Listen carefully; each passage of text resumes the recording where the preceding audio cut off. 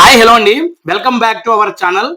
RC 17 ఎక్కడ చూసినా ఇదే పేరు వినిపిస్తుంది. ప్రతిరోజు ఈ మూవీకి సంబంధించినటువంటి ఏదో ఒక న్యూస్ బయటకొస్తుంటే ఎప్పుడెప్పుడు ఈ మూవీ సెట్స్ మీదకెళ్తుందా? ఎప్పుడెప్పుడు ఈ మూవీ నుంచి అప్‌డేట్ వస్తుందా? ఎప్పుడెప్పుడు ఈ మూవీ రిలీజ్ అవుతుందా? అని చెప్పేసి నాలో ఎక్సైట్‌మెంట్ పెరిగిపోతుంది. రీసెంట్‌గా ఈ మూవీకి సంబంధించినటువంటి ఒక ఎక్స్‌ట్రార్డినరీ న్యూస్ అయితే బయటకొచ్చింది. నాకెంతో ఇష్టమైనటువంటి హీరోయిన్. మన సౌత్‌లో ఆవిడని లేడీ సూపర్ స్టార్ అని పిలుస్తారు.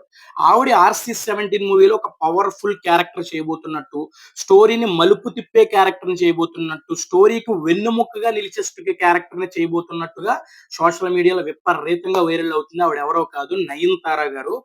ఆల్రెడీ 'నయనతార' గారు 'మెగా కాంపౌండ్‌లో' మెగాస్టార్ చిరంజీవి గారితో 3 సినిమాలు చేసున్నారు. 1 'గాడ్ ఫాదర్' సిస్టర్ క్యారెక్టర్ చేశారు. 2 'సైరా నరసింహారెడ్డి' వైఫ్ క్యారెక్టర్ చేశారు. మొన్న రీసెంట్‌గా సంక్రాంతికొచ్చినటువంటి 'మనశంకర వరప్రసాద్‌లో' కూడా వైఫ్ క్యారెక్టర్ అయితే చేశారు. ఇప్పుడు మళ్ళీ 'ఆర్‌సీ 17'లో రామ్ చరణ్ గారితో ఈవిడైతే క్యారెక్టర్ ఒకటి చేయబోతుంది. అది హీరోయిన్ క్యారెక్టర్ అయితే కాదు. నాకు తెలిసి రామ్ చరణ్ గారి సిస్టర్ క్యారెక్టర్ అయినా అవ్వాలి, లేదా మూవీలో ఫుల్ లెంగ్త్ నెగెటివ్ షేడ్స్ ఉన్న రోల్ అయినా చేస్తారేమో అని నేనైతే అనుకుంటున్నాను. ఆల్రెడీ మన సౌత్‌లో ఆవిడకి లేడీ సూపర్ స్టార్ అనే ఇమేజ్ ఉంది. ఇది గనక నిజమైతే ఆ ఇమేజ్ ఇంకా పెరిగిపోతుంది. ఎందుకంటే 'సుకుమార్' గారి మూవీస్ చూసుకుంటే ఆయన మూవీస్‌లో ఉన్న క్యారెక్టర్స్‌కి చాలా డెప్త్‌తో డిజైన్ చేస్తాడు. హీరోస్‌కే కాదు, సపోర్టెడ్ క్యారెక్టర్స్‌కి కూడా ఆయన ఎక్కువ ఇంపార్టెన్స్ ఇస్తాడు. ఎమోషనల్‌గా కనెక్ట్ చేయడం, గ్రే షేడ్స్, అదే విధంగా పవర్‌ఫుల్ డైలాగ్స్ ఇవ్వడం ఆయన ప్రత్యేకత. ఆడియన్స్‌లో ఆ క్యారెక్టర్ గుర్తుండిపోయే రేంజ్‌లో తన రైటింగ్ ఉంటదనమాట. ఆయన రాసుకున్న క్యారెక్టర్స్‌లో చేసేటువంటి యాక్టర్స్‌కి మంచి పేరొస్తదనమాట. ఎగ్జాంపుల్ చూస్తే 'జగపతి బాబు' గారు. 'జగపతి బాబు' గారికి రంగస్థలానికంటే ముందు ఆయనకి మాస్ ఇమేజ్ ఉంది.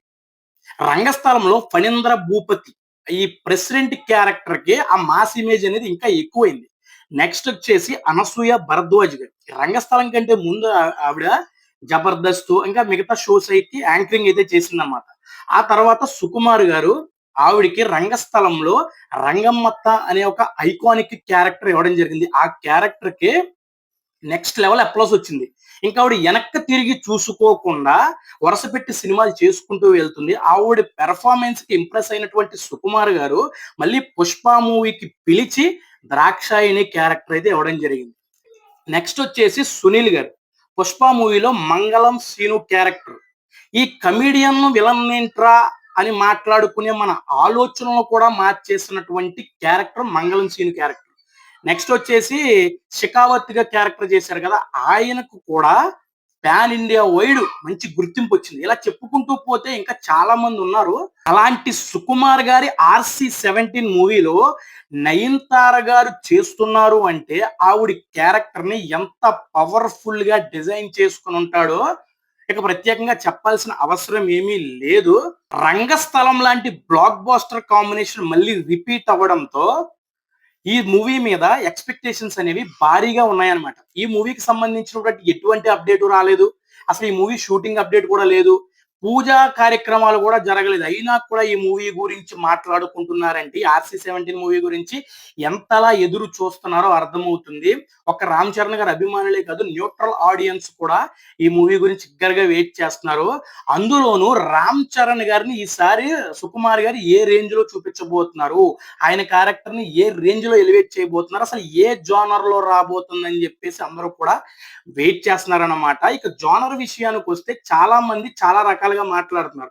రీసెంట్‌గా నేను విన్నదేంటంటే ఇది మైథాలజీ జోనర్‌లో రాబోతుంది.